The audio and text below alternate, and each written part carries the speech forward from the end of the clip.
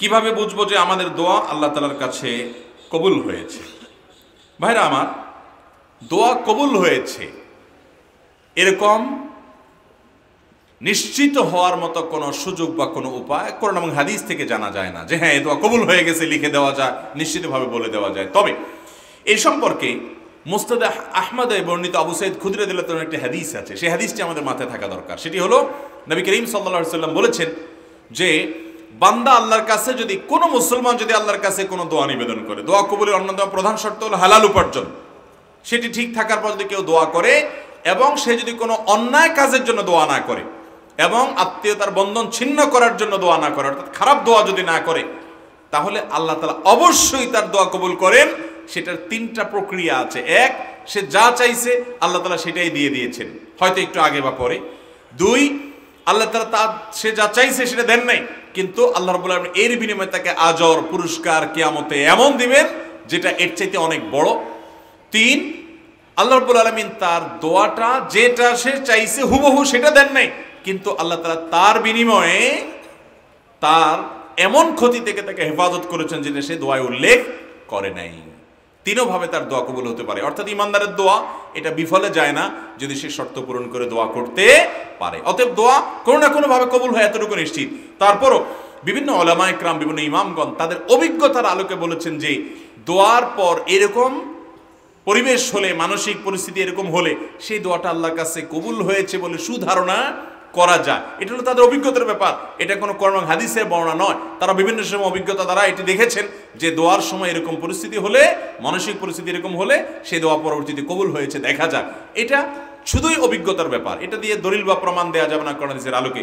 এ বিষয়ে ইমাম ইবনুল জাযরি রাহিমাহুল্লাহ উদ্দাতু আল হিসনুল হাসিন এই কিতাবের মধ্যে তিনি লিখেছেন, যদি কারোর দোয়ার সময় কান্না আসে, যদি কারোর অন্তরটা বিগলিত হয়ে যায়, দোয়ার পর কারোর যদি মানসিক প্রশান্তি অনুভব হয়, মনের ভিতরে খুশি খুশি একটা ভাব আসে, হালকা হয়ে যাওয়ার একটা ভাব আসে, তাহলে সেক্ষেত্রে সেই দোয়াটা আল্লাহর কাছে, বিশেষ করে চোখের পানি বের হয়ে গেছে দোয়ার পর এরকম হলে, দিলটা বিগলিত হয়ে গেছে এবং নির্ভার হয়ে গেছে, পাতলা হয়ে গেছে মনে হচ্ছে, আনন্দ এবং ফুর্তির ভাব আসছে, এরকম মনে হলে সে সুধারণা করতে পারে যে আল্লাহ তাআলা আমার এই দোয়াটা কবুল করেছেন। এবং ইমাম শওকানি রাহিমাহুল্লাহ সহ অন্যান্য অনেক ইমামগণ এই বিষয়গুলোকে বর্ণনা করেছেন, ব্যাখ্যা করেছেন এভাবে যে এগুলা বিভিন্ন ইমামদের অভিজ্ঞতা, জাস্ট এটুকু। এগুলোর জন্য কোনো সনদ বা দলিল তালাশ করার সুযোগ নাই, যেহেতু কোরআন সুন্নাহ থেকে নির্দেশিত সরাসরি কোনো বিষয় নয়।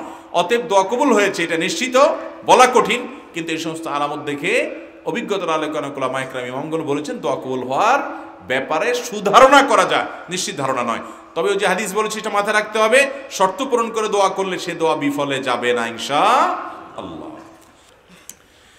শুনেছি সূর্য নাকি রাতের বেলা আল্লাহর সিজদার জন্য আরশের নিচে চলে যায়, এটা কি সঠিক কিনা? পৃথিবীতে গোলাকার, তাহলে এটা কিভাবে সঠিক হতে পারে? খুবই দরকারি একটি প্রশ্ন ভাই। এটি ইমাম বুখারী রাহিমাহুল্লাহ সহ বিভিন্ন মুহাদ্দিসিনে কেরাম থেকে বিশুদ্ধভাবে বর্ণিত। তারা বিশুদ্ধভাবে বর্ণনা করেছেন যে নবী করিম সাল্লাল্লাহু আলাইহি সাল্লাম বলেছেন একবার সূর্য ডুবার পর, যে এই সূর্য ডুবার পর সে আল্লাহ রাব্বুল আলামিন আরশের নিচে গিয়ে সিজদা করে। এখন প্রশ্ন হলো, আমরা জানি পৃথিবীর এক প্রান্ত যখন অন্ধকার হয়ে যায়, সূর্য যখন এই প্রান্ত থেকে ডুবে যায়, এর মানে হলো পৃথিবীর অন্য প্রান্তে সেটা উদিত হয়েছে, আলো দিয়েছে। তো পৃথিবী থেকে এই সূর্য এক মুহূর্তের জন্য পৃথিবীর চারপাশ থেকে সরে গিয়ে আরেক জায়গায় চলে যায় না, তাহলে নবী করিম সাল্লাল্লাহু আলাইহি সাল্লাম কিভাবে বললেন যে সূর্য আল্লাহর আরশের নিচে গিয়ে সিজদা করে? এটা হলো প্রশ্ন। এই প্রশ্নের উত্তরে মুহাদ্দিসগণ, হাদিস বিশারদ উলামায়ে কেরাম বিশদ আলোচনা করেছেন। সবার আগে বলতে হবে, পৃথিবী যে গোল এবং এটির প্রদক্ষিণের যে বিষয়টা আসে, এটির চতুর্পাশে যে বিভিন্ন গ্রহ, বিভিন্ন নক্ষত্র যে প্রদক্ষিণ করে, এবং সূর্যের যে প্রদক্ষিণ করার বিষয়টি আল্লাহ তাআলা কোরআনে সূরা ইয়াসিনে বলেছেন, ওয়াশ-শামসু তাজরি লিমুস্তাকাররিন লাহা যালিকা তাকদীরুল আজিজিল আলিম। আল্লাহ রাব্বুল আলামিন স্পষ্টভাবে জানিয়েছেন যে এই সূর্য প্রদক্ষিণ করে। অতএব এই সূর্য যে চতুর্পাশে ঘুরে বিভিন্ন নক্ষত্র গ্রহ যে মহাশূন্যে ঘুরতে থাকে, কোরআন তার বিবরণ দিয়েছে এবং মুসলিম বিশ্বের মনীষীগণ বহু আগে থেকে এটি স্বীকার করে আসছে। অতএব নবী করিম সাল্লাল্লাহু আলাইহি ওয়াসাল্লামের এই হাদিসকে কেউ আক্ষরিক অর্থে যদি বুঝতে চায় তাহলে সে বিভ্রান্তিতে পড়বে। তিনি যে বলেছেন সূর্য পৃথিবীর এক প্রান্তে যখন দেখা না যায়, ডুবে যায়, তখন সূর্য আল্লাহ রাব্বুল আলামিনের কাছে আল্লাহকে সিজদা নিবেদন করে। এটার রূপ কি হবে, কাইফিয়ত কি হবে? মুহাদ্দিস উলামা ইকরাম বলেছেন এটার কাইফিয়ত একমাত্র আল্লাহ তাআলা ভালো জানেন। তবে নবী সাল্লাল্লাহু আলাইহি সাল্লাম এর হাদিস থেকে বিশুদ্ধভাবে যখন প্রমাণিত হয় কোনো বিষয়, তখন সেটার কাইফিয়ত বা তার ধরন আমাদের জানা না থাকতে পারে, কিন্তু সেটাকে অস্বীকার করার কোনো সুযোগ নাই। সেটা কয়েকভাবে হতে পারে।